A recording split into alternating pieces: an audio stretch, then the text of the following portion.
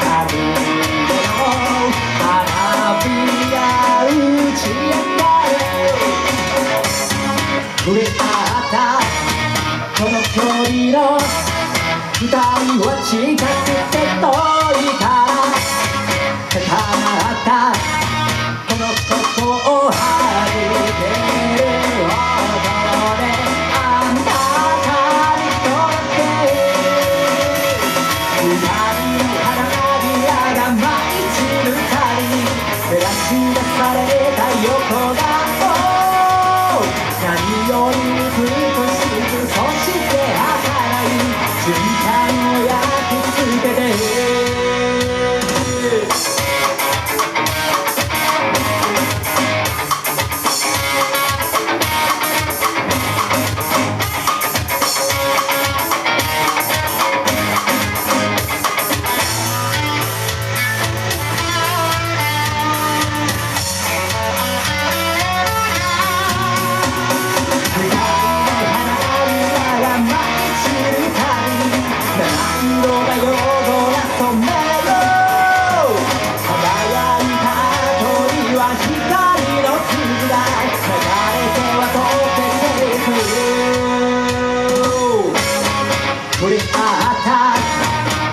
距離の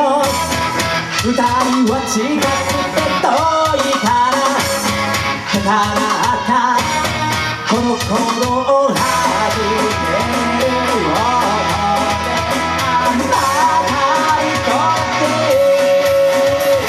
二人の花びらが舞い散るたびに出された横顔何より美しくそして儚い瞬間を焼き付けて